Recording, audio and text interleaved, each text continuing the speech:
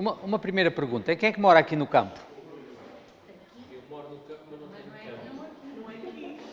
campo. Sim, pronto, no campo, seja lá onde for. Os restantes é na cidade, não é?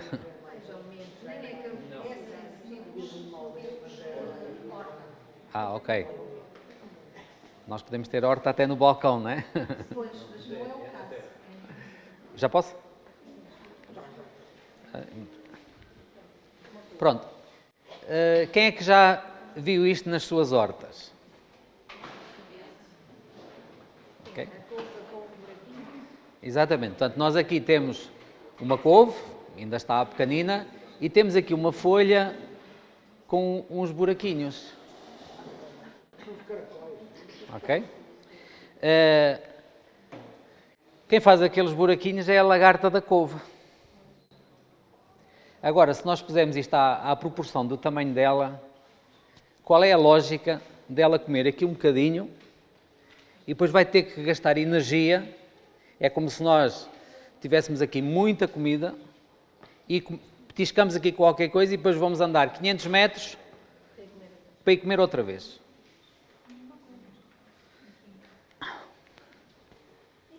Aqui já temos uma situação diferente. Aqui temos muitas e parece que aquelas aqui não estão a ser seletivas. Ok? Elas aqui estão a comer a eito. Eu não sei se já vos aconteceu de vocês verem, no vosso quintal, vocês têm muitas couves, todas elas estão boas, mas há uma que só ficou os troncos. Porquê? Esta pergunta que nós, enfim, estamos aqui a fazer, entre esta situação e esta situação, e muitas vezes nós realmente encontramos isto no mesmo campo. E então esta pergunta já houve outras pessoas que a fizeram, nomeadamente os cientistas agrícolas, sendo que um instituto muito importante a nível mundial, que é em França, o Instituto Nacional de Pesquisa Agrícola, e tinha lá este professor, o Francis Chabousseau, e ele e a sua equipa tentaram perceber, portanto, o porquê desta situação. E então, eles tiveram a analisar qual era a diferença entre a parte que a lagartinha tinha comido e a parte que ela não tinha comido, ok? E então, a diferença não foi propriamente, aquilo que eles encontraram não foi uma diferença muito grande. A diferença que eles encontraram é que a parte que a lagarta comia tinha carências em certos oligoelementos. Aquela comia. Okay? Tinha carências em certos oligoelementos. O que é que são os oligoelementos? Portanto, nós aqui neste quadro nós temos os elementos químicos importantes na agricultura, ok? Temos os macro, portanto, eles estão aqui por ordem de grandeza, está em partes por milhão. Portanto, temos os elementos orgânicos, os macroelementos, que são estes, não é? O azoto, o cálcio, o potássio, o enxofre, o magnésio, o fósforo, e depois temos os microelementos, também conhecidos como oligoelementos, que são o zinco, o ferro, o boro, o cobre, o molibdeno, o ouro, o sódio, o silício, o cobalto. E ainda há aqui mais alguns que não foram mencionados, que se calhar são um bocado desprezados, digamos assim, porque existem realmente em quantidade muito pequenina, e estou a falar do ouro e da prata, ok? Portanto, estes são os oligoelementos e são os elementos no seu todo importantes portanto, na agricultura e para aquilo que nós vamos falar hoje. Aqui temos uma mini tabela periódica adaptada, portanto, à agricultura e, portanto, vai-nos dizer mais ou menos, portanto, a mesma coisa, os macroelementos e os oligoelementos. Aqui, a irmã White, no livro Ciência do Bom Viver, ela diz que Deus está continuamente ocupado em manter e empregar como servos as coisas que criou. Ele opera por meio das leis da natureza, delas se servindo como instrumentos seus. Elas não agem por si mesmas. A natureza, em sua obra, testifica da presença inteligente e da atividade de um ser que opera em tudo segundo a sua vontade. O que este texto aqui nos diz é que Deus não criou a terra e depois pôs-se a andar e não quis mais saber dela. Portanto, Deus continua a operar para nos manter em vida. Ok? Portanto, Ele está preocupado com a nossa salvação em primeiro lugar, com a nossa saúde também. E, portanto, todas as coisas Ele orienta para o nosso bem. Portanto, nós temos normalmente tendência de olhar para estes bichinhos e como é que nós os chamamos? Pestes? Pragas? Isto para nós são pragas, não é? E normalmente na agricultura a preocupação é eliminá-las, certo? Mas vamos pensar, se nós estamos a ver que o lagarta e de uma maneira geral o que nós chamamos de pragas come uma parte que está desequilibrada em certos elementos, quem é que criou a lagarta? Foi Deus. Foi por acaso? Foi para nos chatear? Ou foi Satanás que criou a lagarta e as pragas? Só Deus é que é criador, não é? Portanto, isto já nos permite ver as pragas, entre aspas, de uma outra forma. Na realidade, o que é que a praga... Vamos deixar de chamar pragas, senão vamos nos convencer disto. O que é que a lagartinha está a fazer? Ela está a limpar aquilo que nos faz mal. Ok? Portanto, em situações normais, portanto, nós quando vemos um produto alimentar que esteja ligeiramente comido, nós muitas vezes dizemos, isto não presta. Não é? Nós temos que olhar como aquilo está limpo. Aquele eu posso comer. O outro, posso ou não posso, não sei. Vai depender da sua proveniência. Ok? Uma outra coisa que esta equipa do professor Francis Chabousseau, que eles investigaram e que eles repararam foi que depois da aplicação de um pesticida, ok, acontecia isto. Aparecia uma praga diferente daquela que foi combatida e eles tentaram perceber o porquê. E aquilo que normalmente toda a gente dizia é que o pesticida, neste caso concreto, por exemplo, se foi um inseticida, destruiu, portanto, os chamados predadores naturais. Toda a gente aqui sabe que a joaninha é um predador natural, certo? Por isso é o símbolo da agricultura biológica. Pronto, e de facto poderia ser isso que tivesse acontecido, só que esta hipótese levantava alguns problemas. E, nomeadamente, que quando eles faziam desinfestação do solo, ou seja, antes da cultura, eles passavam pesticida para matar os bichos que estão as pragas que estão no solo. As plantas que eles plantavam a seguir neste terreno que estava desinfestado, elas normalmente eram atacadas por pragas, as suas folhas, ok? Eram atacadas por pragas que, portanto, não tinham sido, os seus, digamos assim, predadores não tinham sido destruídos, porque a desinfestação tinha sido feita antes. Mas também acontecia que quando eles faziam um tratamento com um fungicida, e portanto o fungicida não destrói os insetos, portanto ataca apenas os fungos, voltavam a ter também pragas anormais a seguir ao tratamento com o fungicida. Portanto, eles tinham aqui várias situações que não explicavam e não podiam ser justificadas com o facto de que o tratamento tinha destruído, portanto, os predadores naturais. E depois também é conhecido para quem aqui lida com a agricultura, que, por exemplo, na vinha, quando se faz o tratamento do míldio, não é? Nós temos aqui uma folha de videira atacada com míldio. Normalmente a seguir, depois do tratamento, nós temos ataque de outros fungos.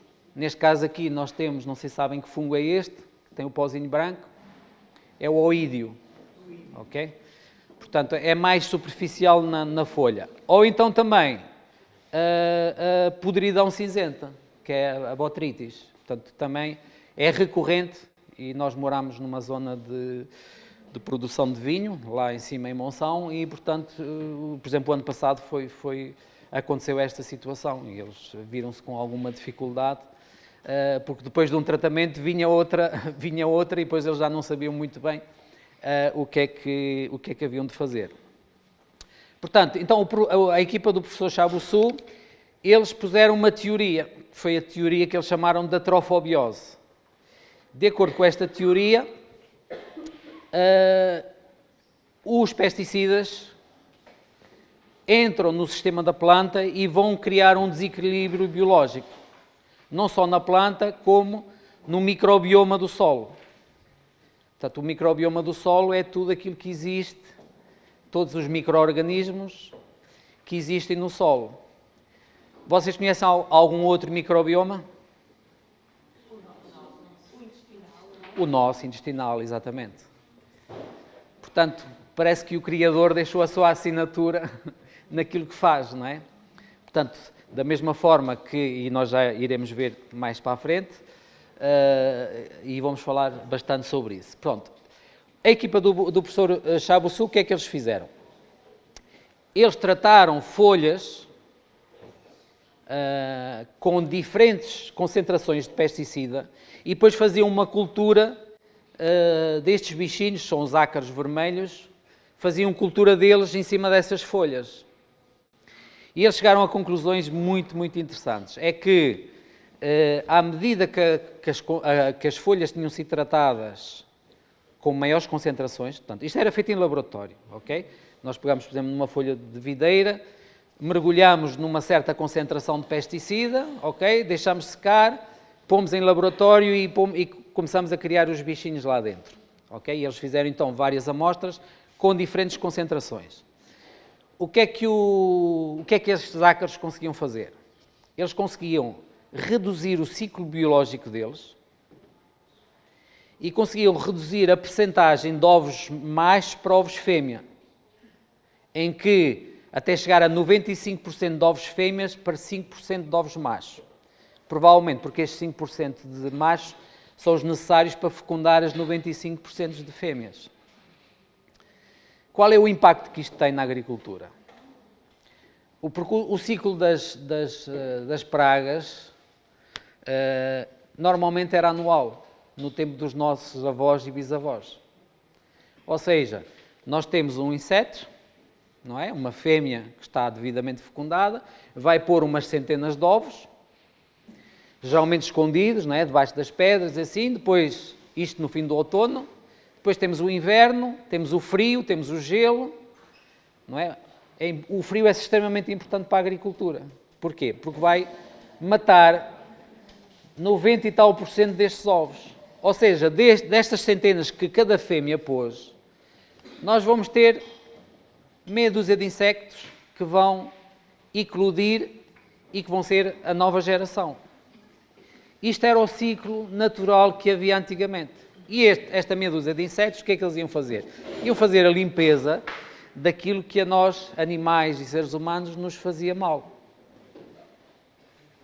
Estão a seguir? Quando nós reduzimos o ciclo, nós vamos ter uma segunda geração no verão. Essa segunda geração, já quantos indivíduos são? Se nós tínhamos meia dúzia de fêmeas, não é? Meia dúzia, pronto, será uma maneira de falar, mas vamos dizer assim, umas centenas de fêmeas, cada uma a pôr 100 e tal ovos, nós já vamos ter na segunda geração milhares de indivíduos. E na terceira geração? Milhões. E obviamente, portanto, depois acontecem situações como esta, são os mesmos ácaros, e eles fazem tipo umas teias de aranha, não é? E eles cobrem tudo. Isto é um desequilíbrio biológico. Isto não é uma coisa natural e Deus não criou isto, nem cria isto. Isto é consequência da intervenção do ser humano. Agora vamos falar um pouco do que se passa lá embaixo, no solo, no chão. Aqui um outro texto do Espírito de Profecia, que nos diz assim: porque a terra por si mesmo frutifica, primeiro a erva, depois a espiga e por último o grão cheio na espiga. Isto é de uma parábola de Jesus, não é? Aquele mesmo que deu esta parábola criou a pequenina semente, deu-lhe as suas propriedades vitais e determinou as leis que lhe governariam o crescimento. E a fez uma vívida ilustração da verdade, tanto no mundo natural como no mundo espiritual. Portanto, o que a irmã White aqui nos diz é que a pequenina semente tem propriedades vitais e tem certas leis. Certo? Ora bem, então vamos ver o que é que acontece quando nós colocamos uma semente no solo.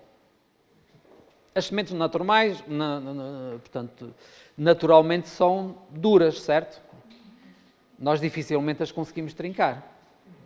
Porquê? Porque elas têm uma casca muito dura, que é a sua proteção. Quantos anos pode sobreviver uma semente? Muitos anos? Pode ser até milhares, não? Pode ser até milhares. Dê-me um exemplo. Bem, eu não tenho, mas eu não conheço mas ouve-se falar na arqueologia que se encontrou sementes. Por exemplo, hoje, se vocês forem a uma casa dietética, vocês compram o camute. O que é o camute? É um trigo antigo do tempo de José no Egito, do tempo dos faraós. Ele foi encontrado nos túmulos, tentaram germiná-lo e conseguiram. Mas pronto, voltando ao nosso assunto. Nós, quando colocamos a semente na terra, o que ela vai começar a fazer, ela vai embeber-se, ou seja, ela vai começar a chupar umidade à sua volta. Isso vai fazer com que ela cresça. E ao crescer, portanto, a sua capa protetora vai estalar. Este é um processo muito importante, porquê? Porque ao estalar vai entrar oxigênio. E as células, quer animal, quer vegetal, precisam de respirar. Então isto vai reativar, ou seja, essas células, as células do embrião, ou do germe, elas estavam adormecidas, num estado de latência, e por isso é que elas podem estar assim milhares de anos. Elas, ao receberem oxigênio, vai ser o sinal para elas começarem a despertar e a multiplicarem-se. E, portanto, vai sair a seguir, portanto, uma vez que a casca já ficou mole e já está meia partida, vai sair o embrião. E o embrião que nós vemos aqui, nesta primeira fase, não é? Ele sai e depois ele vai se dividir, nós vemos aqui já, ele divide-se em duas partes. Uma parte para baixo e uma parte para cima. A parte para cima vai procurar o quê? Luz. Muito bem. E a parte para baixo vai procurar o quê? Os nutrientes. Porque nós sabemos que as plantas precisam de luz solar e precisa de nutrientes. Assim que ela começa a deitar, digamos assim, o brotozinho para baixo, ela vai começar a mandar sinais. Ok? E esses sinais, tecnicamente chamam-se exotatos, ou seja, são substâncias químicas, funcionam como hormonas, elas vão atrair certas coisas. Elas vão atrair as bactérias e os fungos que lhe são benéficos. E, ao mesmo tempo, elas vão repelir aquelas que lhes são prejudiciais. E isto é muito importante, porque à medida que portanto, as raízes se vão multiplicando e vão sendo cada vez mais fininhas, há como uma luva, usem esta imagem, uma luva de micro-organismos que vai revestir todas estas raízes. Portanto, há uma camada ali à volta das raízes, que se chama a rizosfera, é uma camada mais ou menos de 3 milímetros de solo à volta das raízes, que é muito importante para a planta. E a quantidade de micro-organismos presentes no solo em relação à rizosfera, que é essa camadinha à volta de cada raiz, de cada radícula, é de 10 vezes mais. E pode ir até 50 vezes mais. Ou seja, se eu aqui, mais ou menos disse que, pronto, que uma colher de sopa de terra cultivável, não é?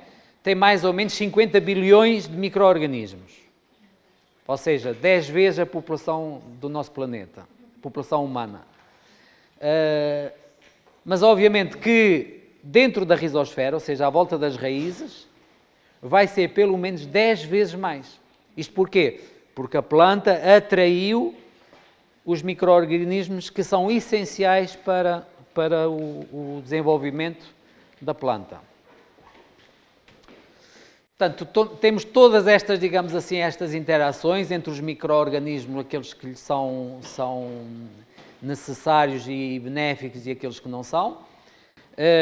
A planta consegue, inclusive, emitir antibióticos, portanto, para destruir e afastar os micro-organismos que lhes são nocivos e indesejáveis. E aqui vamos tentar... Eu vou pedir que façam silêncio, a ver se conseguimos ouvir. O mundo das raízes e das rizosferas. Observa-se um crescimento vigoroso das radicelas.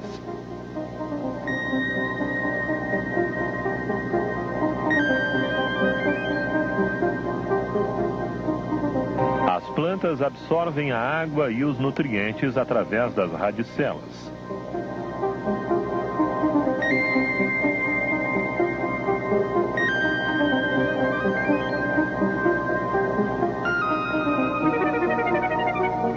Vejamos agora o que acontece nas rizosferas. São as coífas e o meristema apical localizados na ponta de cada raiz. Estão a ver aqui a rizosfera? As raízes crescem. Esta é a zona de influência.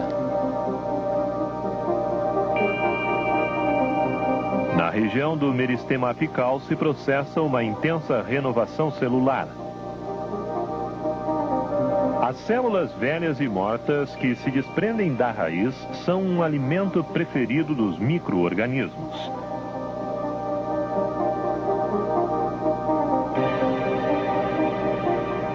Muitas substâncias são exsudadas pelas raízes e atraem micro-organismos. Assim, à custa dessas substâncias, eles se proliferam. Por sua vez, quando morrem, os micro-organismos vão servir como nutrientes às plantas. Estas são bactérias que vivem ao redor das plantas.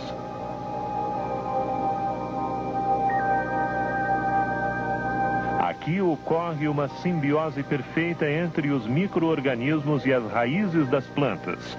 Este mundo microbiológico faz lembrar a flora intestinal do homem. Mas, pronto, no fundo, isto é um resumo daquilo que eu já vos tinha explicado. Mas nós conseguimos ver que, realmente, nestas radículas, que são aquelas raizinhas que mal se vêem, isto está cheio de vida e de mecanismos complexos aqui dentro, mostrando realmente como Deus é maravilhoso. Pronto, aqui temos uma outra fotografia onde nos mostra precisamente toda a vida que há e toda esta simbiose que há entre os micro-organismos e a própria planta e os fungos. Portanto, há aqui muitas coisas que entram em funcionamento. Agora, nós temos aqui um quadro que é muito importante. O que é que nós vemos aqui? Nós vemos a nossa planta, nós temos aqui os fertilizantes sintéticos. Já agora, o que é que são os fertilizantes sintéticos? É os adubos, ok? Qual é a constituição dos adubos? Nós iremos ver mais à frente. Mas normalmente eles só têm três elementos, 3 macroelementos, que é o NPK. E aqui, então, o que é que nos diz é que os fertilizantes sintéticos são absorvidos diretamente pela planta. Não precisam dos micro-organismos para nada, nem sequer precisam da terra. Há uma técnica, todos já ouviram falar, e eu vejo pessoas maravilhadas com isso, que é a hidroponia, não é? Pois... E depois nós temos os fertilizantes orgânicos. O que é que são os fertilizantes orgânicos? O estrume, a matéria morta, as folhas secas, a compostagem, não é? O humus da compostagem. A planta consegue comer isso? Não. Eu no outro dia estava a ver foi num site aí de uma pessoa, pronto, de um irmão nosso, e ele pôs lá um trecho do Walter Waite, em que o Walter Waite tinham-lhe feito uma pergunta num congresso deste género, se deveríamos pôr estrume nas terras. E o Walter Waite respondeu, ele disse assim, pura e simplesmente as plantas não conseguem absorver a matéria orgânica. Só que não sei porque nesse site só tinha essa parte. Eu acho que a parte ele iria explicar a seguir o restante. Ficamos com a ideia que não vale a pena pôr estrume na terra. Pode, mas uma coisa é certa, é que realmente as plantas não conseguem assimilar matéria orgânica. Eles só conseguem assimilar matéria inorgânica. Ok? Portanto, ou seja, a planta só consegue absorver diretamente adubos. É por isso que a hidroponia existe. Porque a hidroponia, a gente põe as plantas na água, damos substâncias inorgânicas e ela bebe, desde que sejam solúveis, ela bebe aquilo diretamente com a água. Mas será que nós não devemos pôr estrume na terra? Temos. O quê? A terra também fica mais pobre. Fica mais pobre, sim. E fica mais pobre em quê? Em nutrientes. Que nutrientes? Vocês agora já têm a obrigação de saber. Quer os macros, quer os micro. Pronto. E então, claro que para isso, o que é que a planta precisa? Dos micro-organismos. Os micro-organismos é que vão transformar os elementos orgânicos em elementos inorgânicos. Ok? Isso chama-se a ciclagem. E isso é a parte fundamental. E foi assim que isto funcionou durante milhares de anos. Desde a Revolução Industrial, com a chegada dos adubos, é que isto começou todo este desequilíbrio. Mas pronto, mais para a frente já vamos falar sobre isso. Portanto, temos aqui então o adubo, o NPK, não é? Que é nitrogênio, potássio e fósforo. Ou seja, o adubo só dá 3 coisas. E quantas coisas é que a planta precisa? Nós vimos naquele quadro atrás. Precisa de muito mais. Quer a nível de macroelementos, quer a nível de oligoelementos ou microelementos, é a mesma coisa. Portanto, isto começou tudo quando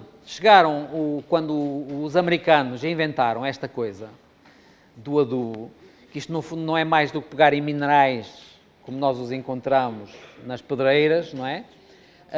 E torná-los em granulados, e vieram oferecer isto aos agricultores, porque eles fizeram testes, não é? E viram que as plantas que cresciam muito. Será que eles também sabiam que as pragas também iam aparecer? O que é certo é que os produtores de adubo também são produtores de pesticidas. Não sei. Mas pronto, para mim, isto eles já sabiam.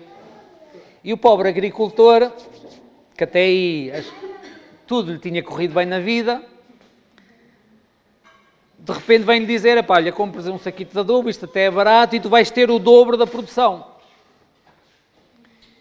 E o agricultor, como é uma pessoa simples, e de uma forma acredita naquilo que lhe dizem. E então ele começou a pôr adubos. E realmente no primeiro ano ele teve o dobro da produção, só que depois ele começou a ver, começou-lhe a aparecer as coisas ruídas, começaram a aparecer as pragas, então ele foi ter com os que lhe vendiam os adubos e disse, mas agora eu tenho aqui isto, eu nunca tive isto na vida. Não se preocupe, nós temos aqui já o produto para isso. E os agricultores começaram a ser escravos desta indústria. Agora, a pergunta que aqui fazemos é, e agora? O que é que nós podemos fazer? Podemos reverter, podemos reverter, passar disto para isto? Se calhar demora um bocadinho, mas consegue. Se calhar demora um bocadinho, mas se calhar consegue-se. O que é que nós temos que fazer? É nutrir os solos novamente. Ou seja, houve um desequilíbrio biológico feito pelo homem e nós agora temos que tentar corrigir, ou seja, voltar às origens. Será que eu consigo voltar às origens continuando a usar adubo? Não consigo. Esse foi o primeiro passo para o desequilíbrio biológico. Porque os adubos são químicos também e também, portanto, eles vão desequilibrar o microbioma. O que é que eu necessito para ter um solo equilibrado? Preciso de umidade, nem muita nem pouca, ok? Preciso de oxigênio, preciso ter uma estrutura do solo, o solo não pode ser pó, tem que ter uma certa estrutura, preciso ter matéria orgânica, o composto, como vocês muito bem disseram, e preciso, essencial, ter os micro-organismos e os fungos. Quais são os inimigos do solo? Químicos. Os químicos destroem os micro-organismos. Qual é o outro inimigo do solo? Compactação. O que é isto?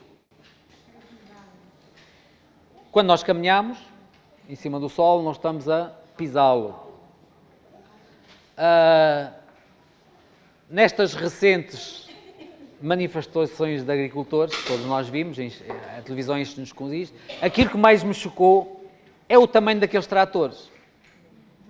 Não há nada que justifique aquilo, senão o ego dos seus proprietários. Aquilo é o pior inimigo para o solo. Não é só o ego dos proprietários, é a quantidade de gasóleo agrícola que têm direito. Epá, mas que o ponham nos carros, que a polícia não controla isso. Não têm direito à estalagem E tem, exatamente. Reparem que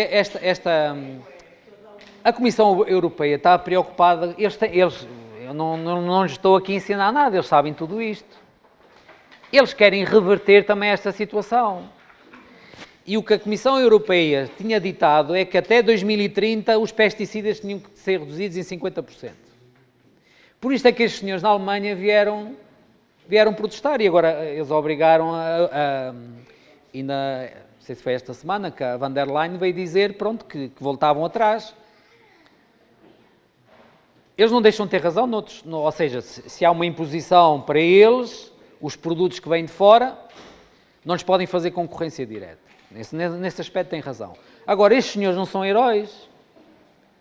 Nós estamos aquilo que os nossos antepassados preservaram durante milhares de anos. Nós estamos em 3 gerações, estamos a destruir.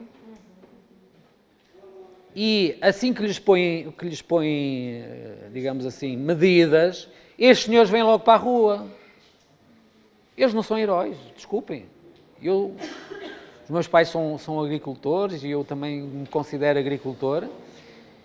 É verdade que são eles que põem comida nos supermercados. Mas os verdadeiros heróis são vocês. Vocês que têm as vossas pequenas hortas. O verdadeiro herói é aquele que consegue produzir os alimentos que consome. Esse é que é o verdadeiro herói. E as políticas deviam ser para incentivar esse tipo de agricultura. A agricultura típica de Portugal. Pronto, a outra coisa, outro inimigo do solo, a falta de cobertura. Estes senhores agricultores não gostam de ver uma erva.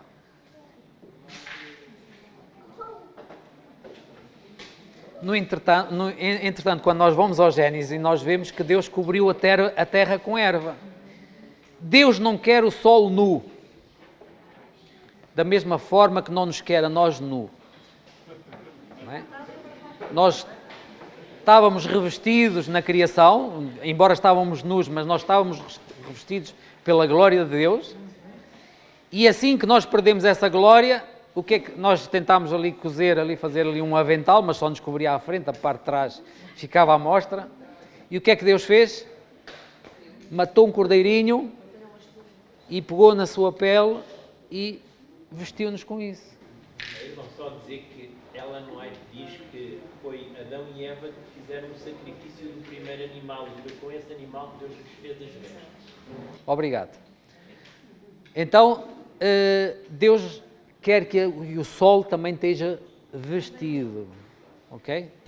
Portanto, a erva não é um inimigo, é um amigo. Porquê? Porque quando vem o vento, quando vem a chuva, o que é que nós vemos quando a terra estava lavrada e fresada? Aquilo é tudo arrastado com a água. Quando vem o vento, aquilo é uma poeirada. Mas quando nós temos erva, isso não acontece. Quando nós temos erva, não temos inundações. Porquê? Porque a erva ajuda a reter. O sol não se vai embora. O vento não leva. Portanto, a cobertura é extremamente importante. Tem que ser controlado, claro. Não é? Senão a erva passa às culturas. Mas a erva, ou a matéria orgânica, não é? O mulch, como a gente diz, são fundamentais na agricultura se queremos preservar o solo. Depois a destruturação, ou seja, o uso de freze. A falta de matéria orgânica. Porquê? Porque é a matéria orgânica que vai alimentar os nossos micro-organismos, que nos vai alimentar o solo, como nós já vimos. E o stress hídrico, ou seja, a falta de água ou o excesso de água. Portanto, estes são os principais, haverá mais, os principais inimigos do solo. Espera uma pergunta. A freze não é boa porquê? Porque a freze, ela vai desestruturar o solo, vai partir aquilo e fica em pó, e o solo precisa estar oxigenado, ok? Portanto, nós temos que movimentar o solo, mas não, quer a lavoura, quer a freze, não são amigos do microbioma. A lavoura, porquê? Porque assim, quando nós olhamos para o solo, nós temos aqui, digamos assim, uma camada superficial e uma camada mais funda. Normalmente, um solo de boa qualidade tem 30 a 40 centímetros de profundidade. Os micro-organismos que estão aqui não são os mesmos que estão aqui. Porquê?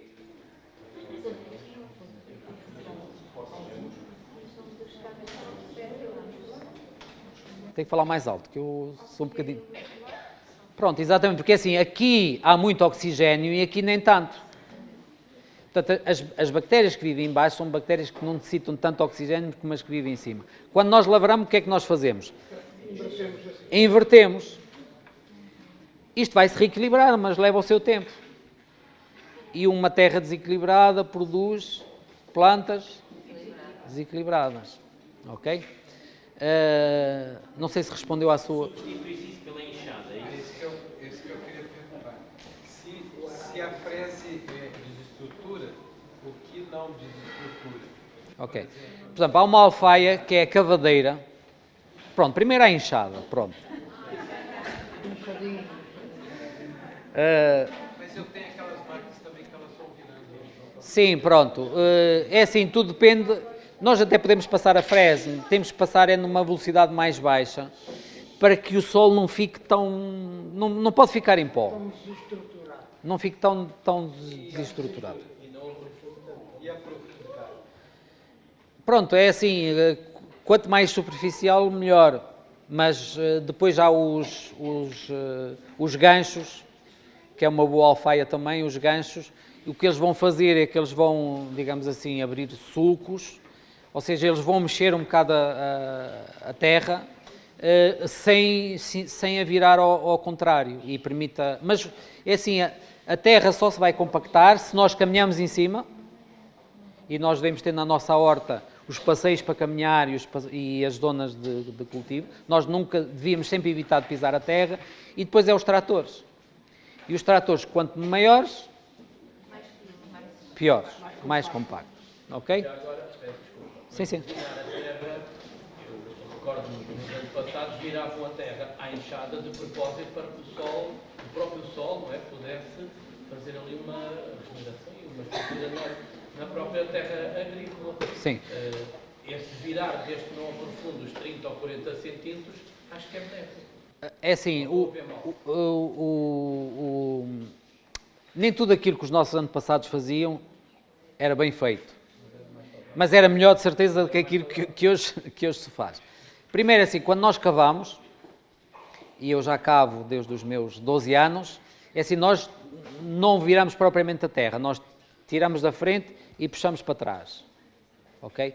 Não fazemos uma inversão como faz a charrua, que vira mesmo ao contrário. Claro, nem todas as charruas são iguais. O meu pai tinha um trator, um motocultivador, que era um Pasquale, que deitava a terra para o lado. Não a virava completamente. E, tanto, por exemplo, se a erva estivesse um bocadinho mais alta, a erva ficava de fora. Ok? Pronto, aqui há que, digamos assim, adaptar. A nível da União Europeia, por exemplo, eles já chegaram à conclusão que também é errado, portanto, lavrar o solo. Então, aqui há tempos vi um programa na televisão em que eles estavam a testar charruas que só viram 10 centímetros. Charruas com muitas lâminas, fazem logo pronto, para esses tratores grandes, não é? Mas eles já chegaram à conclusão que só devem virar mesmo para destruir as ervas que estão na superfície. Pronto. Na agricultura biológica, para nós as ervas são amigas. Temos que as controlar, obviamente, ou até podemos arranjar métodos em que substituímos a cobertura, em vez de ser por erva, por matéria morta, mas olhamos as coisas de uma perspectiva diferente. E quanto tempo precisa, por exemplo, se lavrar, se misturar, quanto tempo precisa para se equilibrar? Reequilibrar, mais ou menos um ano. Yeah. Isso fica duro de novo. Pois. Por isso é que depois é ciclo, por isso é que devemos arranjar outras soluções, nomeadamente as camas elevadas. Eu sou um grande adepto das camas elevadas, porque aí não precisamos de lavrar, não precisamos de cavar, não precisamos fazer nada. É só semear e ir incorporando de vez em quando matéria orgânica. Ok? Chama camas elevadas, é como aos jardins ingleses, aquelas... Sim, essas caixas. Ok.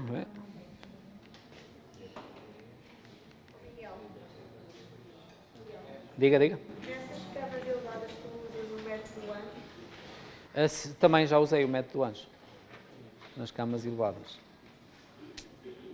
Sim, uma última pergunta dessa questão ainda que eu acho. Esse ano, quando eu já tive que, na minha horta, tive que parar porque ele estava fazendo um furo lá. Então passou caminhões e tudo. E apareceram umas plantas, e a minha aldeia é abandonada, não tem mais. Tem só um casal de velhotes lá que me dão... Apareceram plantas estranhas. me dão assessoria. Falaram, olha, eles são... O nome é patacu, não sei o que é patacu. Vocês são patacus, falaram que é. Eles realmente disseram que, olha, esses patacus aqui vão tomar conta da sua horta. E como é que faz? Lá é a enxada, um pouco para frente, para tirar até na raiz. Foi a solução que deram. Não sei se seria o trevo. Com esse nome. Pronto, as ervas também funcionam como pragas, ok? Muitas vezes elas só vêm em solos que têm problemas. E se resolvemos os problemas, elas também desaparecem. Outras creio que são semeadas por avião, não sei. Como a junça, não sei se sabem o que é a junça. Na areia que veio, foi mais na parte onde ficou bastante areia de furo. Pronto, essa zona ficou, obviamente, ficou desequilibrada, esse solo, não ficou? Ok. Deus faz-nos uma promessa: enquanto a terra durar, sementeira e cega, frio e calor, vão e inverno, dia e noite não cessarão. Ok? Portanto, fiquem descansados.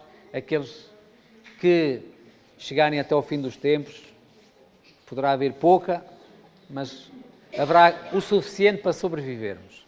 Mas, por exemplo, o trevo é uma coisa que se espalha facilmente. Yeah. Isso também com os micro-organismos, elas desaparecem. E aquilo é no excelente crescimento, aquilo é muito rápido. É uma estação. Sinceramente, olha, eu não tenho resposta para tudo, mas o que eu faço com o trevo é que eu coloco uma tela e isso vai, portanto, a planta, ela tem as reservas lá em baixo, e então o trevo é naquelas bolinhas. E então, ele ao crescer e ao sair do sol, ele vai encontrar aquela tela por cima, não vai conseguir ter luz para fazer fotossíntese e ele vai se esgotar. E se a gente tiver assim aquela zona coberta durante... Pode ser cartões também. Então não é errado cobrir a terra. Diga. Tem uma boa parte, por causa de não nascer muitas ervas, para não estar esse processo de quadrar, eu cubro a terra toda. Quando chega a altura no inverno Sim. e no verão, eu Mas descubro cobre com quê? com aquelas telas... Ráfia? É aquelas que se usa agora, que a água entra. Pronto, penetra. ok.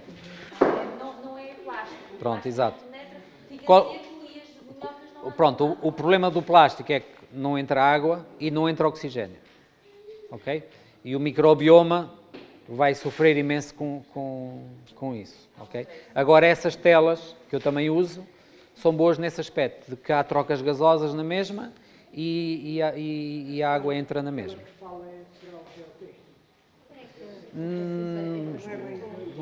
Não é bem o geotextil. É assim, aquilo normalmente é preto e depois tem umas riscas verdes. Certeza que já viu isso. Aquilo é tecido, não é? Aquilo é plástico, mas é tecido. Tem buraquinhos, exatamente. Bom, isto deixou de funcionar. Agora, qual é a importância disto tudo que eu falei para o povo do Advento? Na vossa opinião? É ver as coisas de uma outra perspectiva, não é? É começarmos a dar valor àquilo que não se dá valor e perceber que podemos utilizar isso para o nosso benefício, talvez. Muito bem. Vamos falar de morangos. Podia ser outra coisa qualquer. Morangos biológicos. Características. São multiformes, ou seja, não são todos do mesmo tamanho. Não foram todos feitos na mesma máquina, pois não? Mais, multicores, ou seja, não estão todos exatamente com a mesma cor. Têm uma elevada preservação, ou seja, se eu apanhar morangos do meu quintal e ponho-os na prateleira, não precisa ser no frigorífico, na prateleira, eles secam, mas não apodrecem. Vocês já têm essa experiência? Mirram, mas não apodrecem, ok? São ricos em sabor. Porquê? Porque têm todos os elementos, em especial os oligoelementos. E depois eles têm pouco espaço intercelular, ou seja, as células são pequeninas, estão todas arrumadinhas e o espaço entre células é pequeno. Agora, vamos ver os outros. Os morangos não biológicos são homogéneos, ou seja, têm quase todos o mesmo formato. São grandes, geralmente têm todos a mesma cor. Em termos de sabor, sabem a água, ok? As células são gigantescas e mal arrumadas, ou seja, há muito espaço intercelular, por isso é que eles têm uma curta conservação. Porque tem muita água, ok? E geralmente dá-lhes a podridão cinzenta, normalmente ataca os morangos. E são como certas pessoas. São bonitos por fora, são lindos, no meu caso são lindas, mas são vazios, não têm nada por dentro. Eu há uns anos atrás fui com a APMP a Marrocos, numa viagem missionária. Estava a ver se tinha aqui algum colega de viagem, mas acho que não. E então os senhores lá que nos receberam, gente 5 estrelas, iam-nos levar a um primo que tinha um cultivo de morangos biológicos. Epá, e nós agora é que vamos tirar a barriga de miséria. Íamos em 2 carrinhas, eu ia com a Raquel Chioque, e com a Olivia Santos e com o André, e os franceses que faziam parte dessa equipa, da CIPADED, ou lá como é que aquilo se chama, eles iam noutra carrinha e eles chegaram primeiros do que nós. E aquilo realmente era não sei, ali assim à nossa volta, 3 hectares à vontade de morangos. E nós chegámos lá, então, e tal, são bons? E havia lá um irmão nosso lá de, não sei se ele era, não me lembro se ele era belga, se era alemão. E então, sabe o que é? Vocês estarem no campo de morangos e podem comer os que quiserem? Já tinham feito a apanha, ou seja, já não havia assim muitos, mas cada planta ainda tinha 2 ou 3. Então chegámos aqui a um, isto não sabe nada realmente. Deve ser desta planta. Fomos a outro e eu disse assim, isto é impossível ser biológico. Então aqui, eles estavam cobertos, ou seja, eles tinham assim umas camas elevadas, feitas à máquina com tela, neste caso com plástico. E quando é assim, quando temos cobertura com plástico, nós já sabemos que a rega tem que ser feita gota a gota. E então eu disse assim, deixa-me ver de onde é que vem a água. Então fui procurar, encontrei lá num sítio assim meio escondido, não é que tivesse escondido, mas ele tinha um lago coberto com plástico, de onde tinham as bombas, de onde saía a água, e tinham lá os sacos do NPK. Portanto, obviamente, que aquilo não era biológico. Foi uma confusão lá de alguém que nos deu a informação errada. Mas é assim, quando nós compramos um produto qualquer que diz biológico no supermercado, podemos acreditar? Pode ser ou pode não ser. Ok? É mais ou menos essa a posição que eu... Pronto, eu trouxe-vos aqui morangos. Ok? Este vai ser o único workshop onde vocês vão poder comer. Mas digo já que não chega para todos. Agora, por aquilo que nós já vimos, quais são os biológicos e o que é que não é biológico? Pronto, eu aqui estou a fazer batota porque pronto, tem ali o símbolo. Mas se vocês olharem só para eles, o que é que vocês veem? Eles foram comprados exatamente no supermercado, foi no Aldi de Espanha, lá à beira onde nós moramos. Comprados no mesmo dia, ok? Aliás, na mesma hora. Pronto, é assim, eu não acredito em tudo o que diz biológico, mas eu tinha comprado a semana passada e por isso é que na sexta-feira fui comprar e realmente provei e vi que estes eram biológicos. Ok? Se vocês quiserem provar, eles não estão lavados, é só questão de ir de lavar, podem tirar um e tirar outro e vem a diferença. O que é que acontece? Às vezes eu compro morangos que não são biológicos e são bons, são saborosos. Ok? E às vezes compro os que são biológicos e não são saborosos. Qualquer produto que vocês compram que não tem sabor, pode não ter pesticidas, mas de certeza que tem adubo. Se vocês compram uma maçã que não sabe nada, aquilo é só calorias vazias. Ok? Portanto, a fruta, as hortaliças, têm que ter sabor, porque é os oligoelementos que dão o sabor. Por isso é que é importante também na nossa alimentação variarmos. Porque se eu como duas coisas, uma maçã e um morango, e a maçã sabe a maçã e o morango sabe a morango, o que é que isso significa? Significa que os oligoelementos do morango não são os mesmos que o da maçã. Portanto, comer frutas tropicais, são sabores diferentes, pronto, por isso é que convém irmos variando. Até, por exemplo, o couve, não sou eu quanto, meu pai. E é simples, se a pessoa se esquecer de pôr sal, e ela esteve ali a cozer em água, e ela sabe, ela tem sabor. Não precisa do sal para ter sabor. Porquê? Porque ela é criada assim, não vai pôr na terra. O sal só ajuda a realçar o sabor. Mas se aquilo não tiver sabor lá dentro, por muito sal que a gente ponha, aquilo vai continuar a não saber a nada. Para não dizer o que disse lá o nosso irmão Bélgica, da Bélgica. Realmente é uma diferença entre as coisas que são criadas assim, ou seja, põe na terra e é sozinho, é o sol, a umidade do sol e nada. Eu há uns anos eu fiz uma caixa assim, pronto, uma coisa em cima de rodas para andar lá no quintal com morangos. E quando amadureceram os primeiros morangos, eu fui a provar e eu até fiquei chocado com o sabor que aquilo tinha. E que, atenção, não é o ideal. Uma coisa é estar na terra, outra coisa é estar numa caixa. Pronto, é assim, eu acho que é bom quem vive na cidade, fazer uma hortinha na varanda, eu acho que é muito bom, é uma forma da gente ganhar experiência, ok? E eu disse que eu quero um gelinho, olhei para o símbolo, mas é verdade. Eles costumam ser pequeninos, nunca chegam a este tamanho.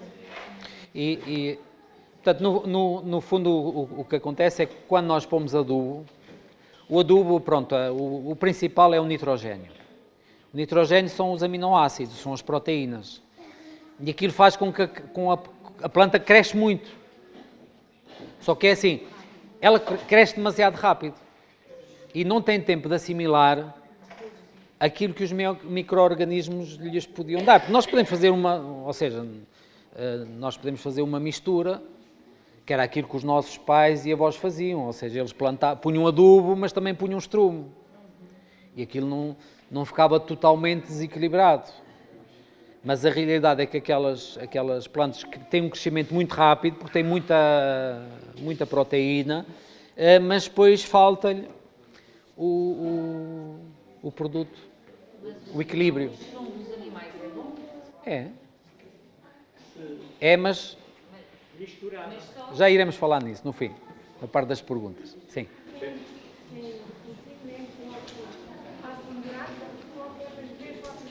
E faz um buraco? Sim. Ok. Pronto, estão a pôr muito, de uma maneira geral, o que é verde tem muita proteína e pouco carbono. O que é castanho tem muito carbono e pouca proteína. Há um exemplo ainda mais concreto, digamos assim. Eu posso pôr xixi na horta? Eu posso pôr. Tenho que ver a concentração, senão vou queimar. Mas o que é que eu estou a fazer? Eu estou a fazer aquilo que os outros fazem com o adubo. Eu estou a pôr nitrogénio, só nitrogénio. Claro que o nosso xixi tem mais coisas, não é? Mas não tem tudo aquilo que a planta necessita. Portanto, eu de certa forma, eu posso falsificar um bocado as regras do jogo da agricultura biológica quando uso ureia. Mas não é o correto. Eu posso usar o xixi, posso o pôr no composto, para o composto ter mais nitrogénio, mas deixar que a compostagem se faça. O ideal para as plantas é uma relação de 1 de nitrogénio para 10 de carbono. Pode falar mais? O esterco de galinha também é muito forte, deve sempre passar pela compostagem. A compostagem, o que é que fazemos? Nós estamos a usar não só os micro-organismos, mas estamos a usar organismos maiores, as minhocas, o bispérola e assim, que são de compositores, que vão tornar aquilo em pedaços mais pequeninos, para depois os micro-organismos... No fundo, o que as minhocas estão a fazer é que elas comem pedaços maiores e depois elas deitam fora o humus, que é um estrume já... pode ir diretamente para as plantas. Ok? Porque, ou seja, já estava... Aquilo é assim, começamos de pedaços grandes até pedaços microscópicos, que é o que os micro-organismos vão buscar. Portanto, os micro-organismos não atacam melhor. É a mesma coisa que, por exemplo, nós nos desse uma maçã de 300 quilos. Nós chegamos e não conseguimos comer, porque é demasiado grande. Nós precisamos de coisas mais pequeninas. Os micro-organismos é a mesma coisa. Bom, estamos a ficar sem tempo, vamos ter que avançar. Os oligoelementos, portanto, são, agora aqui para os seres vivos, alimentos reguladores, estão presentes na maioria das vitaminas. Por exemplo, a vitamina B12, os vegetarianos sabem, a metilcobalamina, o nome vem porque tem cobalto. Ok? Estão presentes na maioria das enzimas, funcionam como catalisadores na maior parte das reações do nosso organismo. Toda a gente percebe a ideia do que é um catalisador? Pronto, para que haja uma reação, às vezes é necessário que esteja lá um catalisador. O catalisador empresta as suas moléculas e no fim fica com elas. Ou seja, ele no fim, depois da reação, os outros elementos misturaram-se, alguns desapareceram, houve novos elementos que se criaram, mas o catalisador no fim tem a mesma percentagem que no início. Nós precisamos de muito pouco para o nosso organismo, mas tem que lá estar, ok? Quando nós temos carências de oligoelementos, se eles entram em quase todas as reações químicas do nosso organismo, nós temos um mal-estar geral, ok? Mau funcionamento de todos os órgãos, principalmente do cérebro. Por isso é que é muito importante vocês perceberem isto, porque o cérebro vai ser o órgão mais importante para o povo dos últimos dias, ok? E portanto ele tem que estar a funcionar corretamente. Se ele funcionar corretamente, nós não vamos ter ansiedade, não vamos ter depressões, vamos ter uma maior confiança em Deus, vamos ter um maior relacionamento com Deus, porque não se esqueçam que o relacionamento com Deus não é uma coisa assim, a gente pensa que tipo uma energia, não, é físico. São reações químicas do nosso cérebro, das nossas células cerebrais. É assim que Deus se comunica connosco. Portanto, se isto não funciona bem, por muito que a gente leia a Bíblia, o nosso relacionamento com Deus vai ser afetado. Houve um médico francês, se vocês quiserem vão lá na internet ver, escreveu um livro muito bom que é La Médecine des Fonctions, é o Dr. Jacques Ménétrier, era um médico de família. E o médico de família recebe as senhoras, sobretudo as senhoras, as mães de família que vinham lá, e ele sabia que elas não tinham doença nenhuma, mas elas estavam lá todas as semanas. Porque me dói isto, porque me dói aquilo. Ele chamava uma expressão francesa que é os doentes patraque. Ou seja, só estão lá para chatear. Mas todas as pessoas que iam lá, ele considerou, bem, elas vêm aqui porque realmente elas não estão bem. Então foi ele que investigou e que começou a trabalhar com os oligoelementos. E ele criou umas fórmulas de acordo com os sintomas que as pessoas tinham. Eu tenho aqui um exemplo que é o cobre, ouro e prata. Ok? Todos nós somos valiosos, porque todos nós temos ouro e prata no nosso corpo. Estou a brincar. Somos filhos de Deus, por isso é que nós somos preciosos. Mas dentro de nós temos elementos que também são preciosos. Em quantidades muito pequeninas, a medicina normalmente desconsidera tudo isto, porque as quantidades são pequeninas, é como que eles chamavam os órgãos vestigiais, como a apêndice, assim, hoje já sabe que é importante, mas antigamente isto não serve para nada. É um resto da evolução. Hoje praticamente já não há órgãos vestigiais, hoje já sabemos que todos os órgãos são importantes. A mesma coisa, se nós dentro de nós temos ouro e prata, é porque eles fazem falta. E o objetivo, portanto, desta apresentação é ajudar-vos a compreender isto. Portanto, em França usa-se muito esta terapia, que é dos oligoelementos, chama-se oligoterapia. Eu uso já há 30 e tal anos, mas pronto, isto é como é que se diz? É uma depanagem, ou seja, isto não deveria de ser necessário, ok? Se nós todos os dias conseguíssemos comer produtos biológicos, verdadeiramente biológicos, nós não precisávamos disto, ok? Mas pronto. Isto é um bocadinho, isto tem aqui umas marquinhas, estão a ver? Isto é muito pouquinho. Em França compra-se em qualquer sítio, aqui tem que ser pela internet. Sim. Há 2 ou 3 marcas, todas francesas, ok? Nas leis que Deus deu para o cultivo do solo, Ele estava dando ao povo a oportunidade de vencer o egoísmo, pensar nas coisas celestiais. Canaã seria para eles como o Éden, se obedecessem à palavra de Deus. Através deles, o Senhor planejava ensinar todas as nações do mundo como cultivar o solo para que produzissem fruto saudável, sem doenças. A terra é a vinha do Senhor e deve ser tratada conforme o seu plano. Os que cultivam o solo deviam perceber que estão fazendo a obra de Deus. Cultivar é uma coisa sagrada. Ok? Perguntas. São perguntas que eu vos vou fazer a vocês. Ok? Vocês vão responder a ver se estiveram com atenção. A única vantagem dos produtos biológicos é não terem pesticidas. Verdadeiro ou falso? Falso. Posso confiar na etiqueta bio dos produtos comprados? Mas não quer dizer que não possam ser biológicos. Mas confiar assim, okay. Cegamente não. Mas é Pronto. melhor do que também. Poderá ser. Eu, por exemplo, tenho muitas dúvidas. Pode-se confiar desconfiando. Sim, exatamente.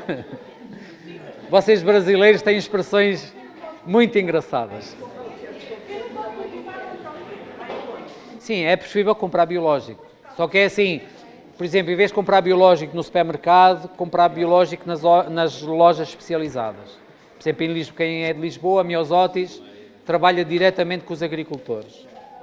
Ok? Vamos andando que...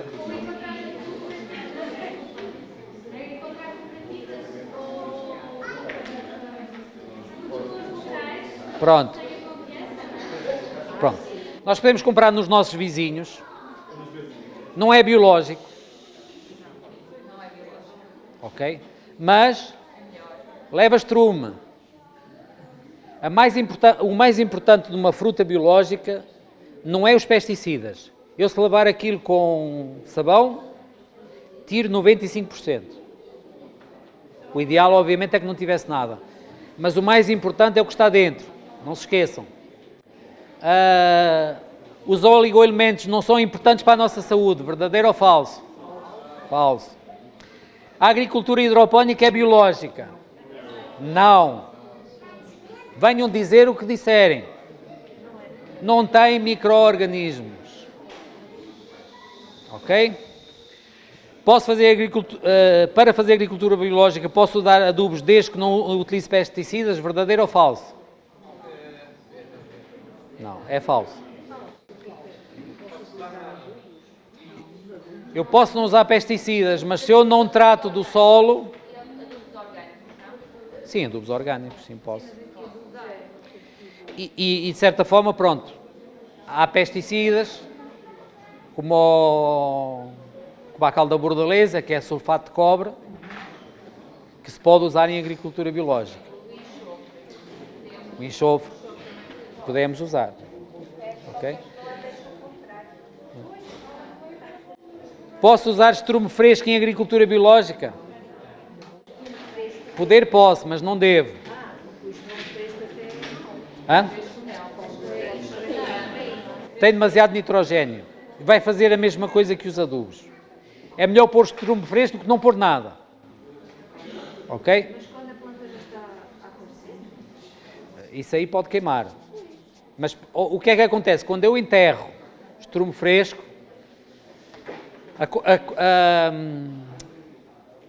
a compostagem, que normalmente demora 3 meses, vai demorar 1 ano.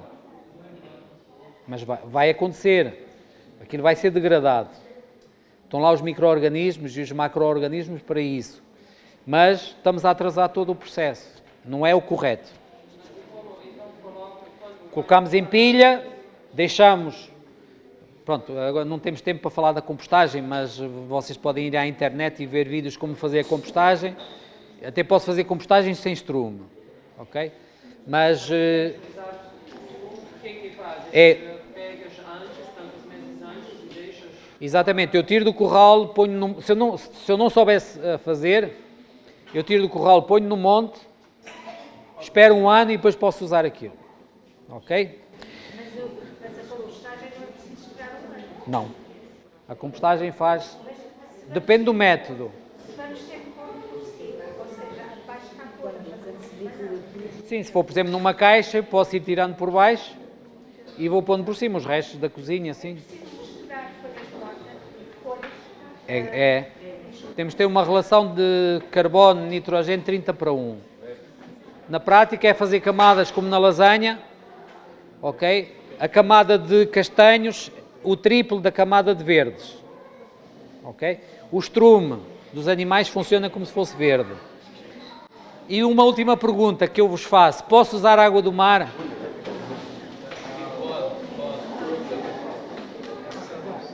Atenção, posso usar água do mar na agricultura? Sim. Mas por aqui. Ok, alguém quer responder aqui à irmã porque é que eu devo usar a água... É a irmã White que fala, não sou eu. Porque é que eu devo usar a água do mar? Tem magnésio, tem minerais. Porquê? Porquê é que a água do mar tem minerais? Hã? por causa da erosão, pensem, o ciclo da água, a água chove, entra nos solos, vai para os rios e dos rios vai para onde? Para o mar. O que é que a água leva consigo? Minerais. A água do mar é extremamente rica em oligoelementos. As algas, obviamente. As algas, para além do nitrogênio, vão-nos trazer... Porquê é que os campos agrícolas à beira do mar são muito férteis? Porque os antepassados usavam as algas. E pronto, o clima também o clima ali 2, 3 quilómetros à beira do mar é ameno, ok? Pronto, vocês responderam às minhas perguntas. Agora, vocês dão mais 5 minutos? Mais 5 minutos para fazer... Temos mais um bocadinho para as perguntinhas. Ok. Muito bem, peço silêncio para nos podermos concentrar. Então, quem quiser fazer uma pergunta... Vocês já fizeram muitas, não sei se já esgotaram ou não. Deixe-me fazer só uma pergunta rápida. Já percebi que as coisas na Terra são mais proveitosas do que... O que é que fala e defende as camas flutuantes? As camas elevadas, pronto. As camas elevadas, na realidade, estão na Terra, só que estão mais altas. Pronto. O que é que vai acontecer? O plano de trabalho fica mais alto, eu vou poupar as minhas costas. Primeira vantagem.